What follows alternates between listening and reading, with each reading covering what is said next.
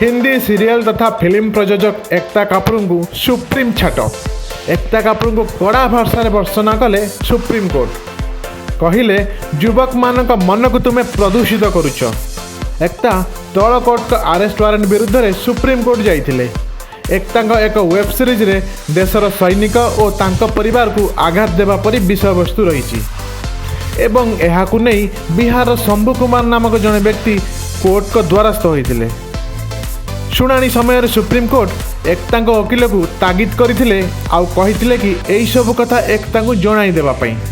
Supreme court को एक bench मामलार शुणाणी करथिले कहिथिले ए प्रकार घटना उपरे किछि निश्चय करा जिबा आवश्यक, कारण तुमे देशर युवक मानक मन मस्तिष्क को प्रदूषित करुछ। ए कि प्रकार पसंद तुमर, ए कि प्रकार विषय तुमे देशर युवपीढ़ी को देखाउछ। पाटना हाइकोर्ट रे एकता के विरुद्ध एक पिटिशन दाखल होइथिला एवं सेठारे शीघ्र शुणाणी कौनसी आशा नहीं बोली तांको वकिल मुकुल रोहतगी सुप्रीम कोर्ट को जणाइथिले। सेहीपरि समान आउ एक घटना रे एकता को आगुरु ऊपर कोर्ट सुरक्षा प्रदान करथिले, तेणु एकता को सुरक्षा प्रदान करा जाऊ बोली कोर्ट रे अपील करथिले तांको वकिल। एकता सपक्ष रे जुक्ति करिया पई जाई मुकुल कहिथिले जे वेब सीरीज टी सब्सक्राइब करिथिबा लोक ही देखि परिबो एवं देशर सबु लोकंग फ्रीडम ऑफ चॉइस रही से माने जहाँ भी पसंद करें देखिपारे। कोर्ट कहले कि प्रकार पसंद तुम्हें लोक को देउछ।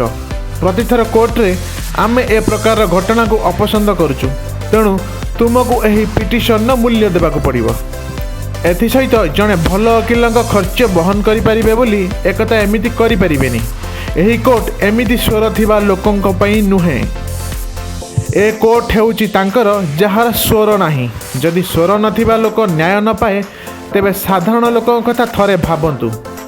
आमे तल कोर्ट को ऑर्डर को देखुचु एवं पिटिशन उपरे आमे आम राय संरक्षण करुचु बोली मान्यवर बेंच कहिथिले। जड़े स्थानीय वकिल सहायता रे पाटना हाइकोर्ट रे शुणाणी स्टाटस बुझंतु बोली कोर्ट कहिथिले।